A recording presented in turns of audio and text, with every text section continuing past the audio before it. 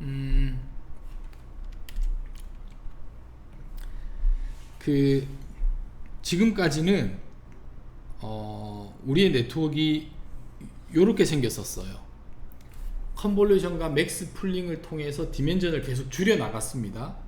피처 익스트랙션을 한 거예요. 이미지에서 그 익스트랙션된 피처를 가지고 덴스 레이어를 붙여가지고 클래시피케이션을 하거나 거기에 리그레서를 달아서 바운딩 박스의 위치를 찾아냈었습니다.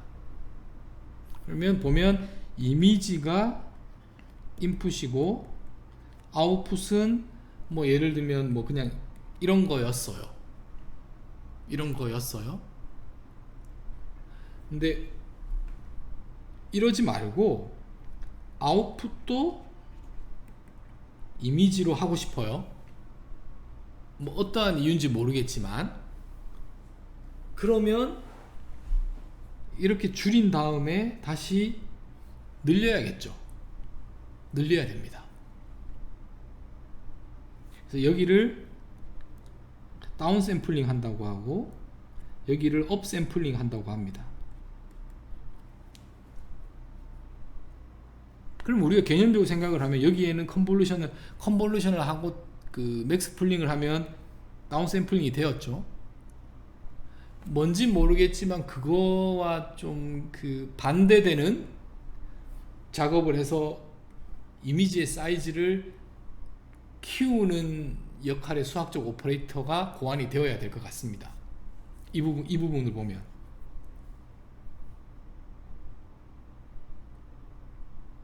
됐죠? 이제 제가 지금 방향성을 그러면 정답부터 말씀을 드리면 이 앞부분은 컨볼루션이었죠. 뒷부분은 트랜스포즈드 컨볼루션 레이어입니다. 뭐 이 이름은 신경 쓰지 마십시오. 일단은 그냥 컨볼루션은 이 앞단에 줄이는 거, 트랜스포즈드 컨볼루션은 뒷단에 업샘플링을 해서 인풋의 이미지를 키우는 컨볼루션이다 라고 일단은 생각해 두시죠. 됐죠? 그러면 자 한번 보겠습니다. 이게 지금 컨볼루션이에요. 그냥 컨브 2D 우리가 배웠던, 됐죠? 그냥 이미지가 지금 4x4에서 사이즈가 줄어들었어요. 이 경우에는 제로 패딩을 해서 5x5에서 제로 패딩을 해서 7x7이 됐고, 그 다음 그 컨볼루션을 해서 5x5가 됐으니까 이렇게만 보면 사이즈가 동일합니다. 이건 저희가 배운 거예요. 그 다음 이 이미지는 그전 슬라이드와 동일한 거고, 제로 패딩을 해도 스트라이드를 2,2로 하면 또 사이즈가 줄어들어요. 애니메이션 한번 이렇게 쳐다보시면 지금 이제 관심 있는 건 뭐냐, 이 방향으로 인풋이고 아웃풋에 이미지의 사이즈만 보세요. 사이즈가 변하지 않았고 제로 패딩을 했음에도 불구하고 스트라이드를 2로 함으로써 사이즈가 줄어들었습니다. 그래서 컨브를 하면 사이즈가 같거나 줄거나, 됐죠? 이제 우리가 하고 싶은 건 뭐냐면 사이즈를 키우고 싶어요. 업샘플링을 해야 되니까. 그래서 사람들이 막 열심히 고민을 했어요. 뭔가 컨브 2D가 있으니까 이거에 뭐라고 할까요? 뭐 디컨브 2D 같은 이런 디컨볼루션 같은 느낌의 뭐가 있어야 될 것 같은데, 이름에 디컨브는 없고 컨브 트랜스포즈라는 것이 있습니다. 왜 그런 건 신경 쓰지 마세요. 뭐 근데 이걸 하면 어떻게 하는 거냐? 일단 2x2예요. 그리고 패딩을 엄청나게 했습니다. 패딩을 해서 어떻게 되죠? 6x6으로 제로 패딩을 했어요. 그리고 컨볼루션을 그냥 이거 컨볼루션하고 동일한 겁니다. 컨볼루션을 하면 사이즈가 4x4가 됐어요. 사실 전부 다 0이라는 엄청나게 많은 제로 패딩을 했기 때문에 이게 무슨 의미가 있을지 잘 모르겠지만, 하여튼 목적적으로 보면 이렇게 봤을 때 사이즈가 커졌어요. 4x4가 됐습니다. 2x2에서 사이즈를 키우는 게 목적이니까, 업샘플링을 하기 위해서 제 사이즈를 키우는 게 중요한 겁니다. 또는 근데 이건 좀 문제가 있어 보여요. 제로 패딩을 너무 많이 해요. 요건 또 재밌습니다. 원래는 이제 이 이미지였는데 이 4개를 찢어요. 이렇게 찢었습니다. 그리고 나머지를 다 0으로 제로 패딩을 했어요. 그리고 컨볼루션을 했더니 5x5로 커졌습니다. 어떤 느낌인지, 2x2였는데 이렇게 이미지를 픽셀을 찢어서 뭐 나머지는 제로 패딩을 하고 우리가 알고 있는 컨볼루션을 했더니 이 방향으로 봤을 때 2x2에서 5x5로 이미지의 사이즈가 커졌습니다. 커지게 중요한 거예요. 더 해보면 3x3이 5x5가 됐습니다. 찢은 거예요.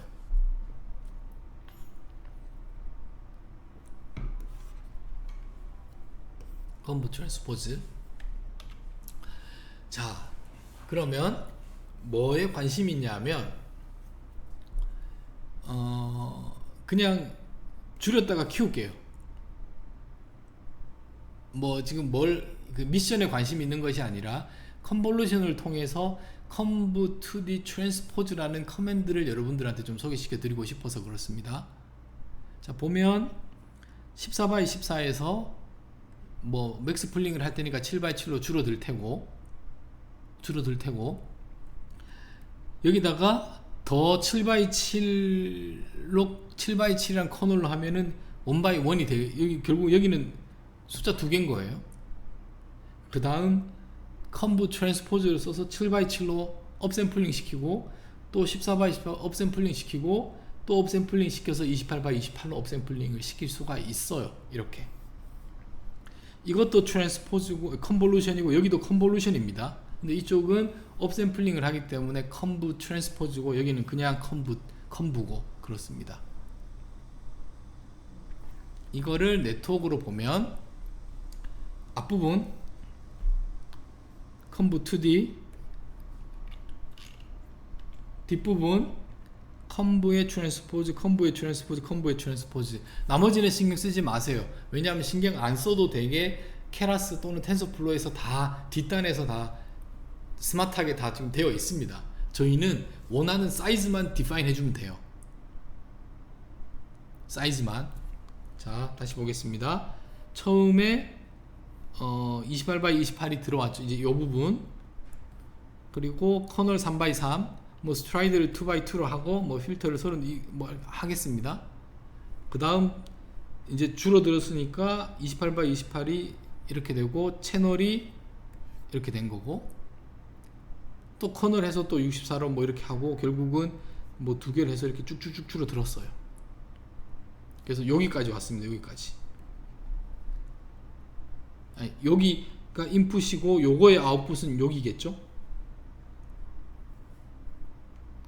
됐죠? 지금 여러분들, 저는 지금 이렇게 뭐 쭉쭉쭉 설명을 하는데 실제로 정말로 이 사이즈를 다 따져가면서, 왜냐하면 결국 여러분들이 코딩을 하셔야 되니까 사이즈를 다 따져가면서 레이어 하나 쌓아보고, 또 모델 서머리 찍어서 쉐입이 제대로 되는지 확인하시고, 이 과정을 한 번은 하셔야 돼요. 그래야 여러분들 걸로 됩니다. 왜냐하면 추후에는 여러분만이 여러분의 구조를 디자인하고 그걸 여러분들이 설계해서 그 코딩을 하셔야 되기 때문에 그렇습니다. 그래서 여기 보면 이렇게 됐고, 요 뒷단은 트랜스포즈인데 생각하지 마세요. 그냥 생각하지 마시고 이게 인풋으로 들어왔어요. 나는 커널 사이즈 7x7로 하고 64로 하겠다. 그러면 1x에서 커널 사이즈가 7x7이 되고 64개가 그냥 온 거예요. 그냥 기계적으로 생각, 원리는 동작은 알아서 할 거예요. 그냥 뒤에서 하는 겁니다.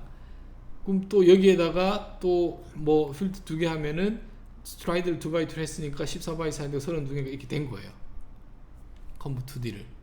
그리고 또 한 번 또 2x2로 그 트랜스포즈를 하고 할 거니까 여기서 이제 28 곱하기 28에 필터가 한 개 1이 돼서 결국은 최종 아웃풋이 이렇게 될 겁니다.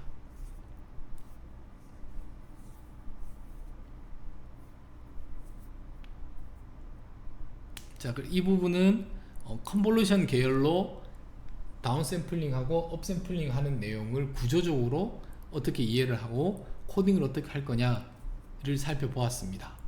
자, 이걸 왜 하느냐, 제가 이걸 왜 소개시켜 드리느냐, 그거 보면 이게 관심이 있는 게 아니라 그 다음 탑이 관심이 있는데, 결국 우리가 최종적으로 하고 싶은 게 이거예요.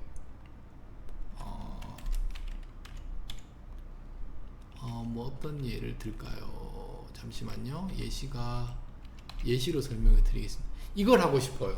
뭐냐 하면 세그멘테이션을 하고 싶습니다. 세그멘테이션이 게 뭐냐 하면 이런 이미지가 들어왔어요. 재료 이미지가. 그러면 뭐 저는 이걸 잘 모르는데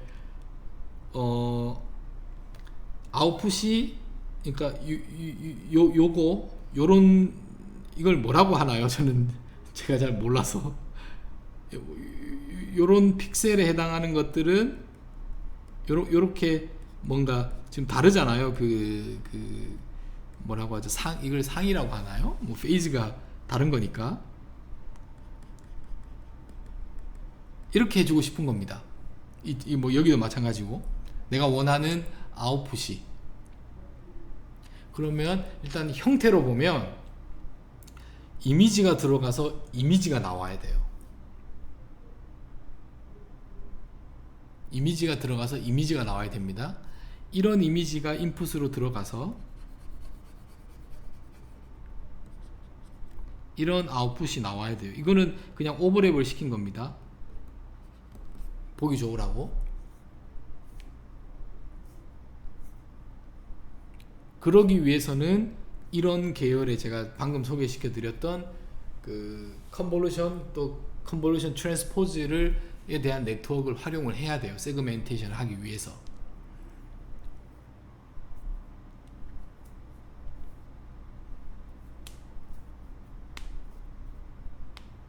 이제 뭐 크게 오브젝트 디텍션이 있고, 재료 이미지에서도 그 다음 관심이 있는 게 클래시피케이션 뿐만 아니라 세그멘테이션에 대한 관심이 있을 겁니다. 그래서 세그멘테이션에 대한 것을 네트워크를 설명하기 위해서 제가 그 전에 설명드렸던 이 업샘플링에 대한 이야기를 좀 해드렸고,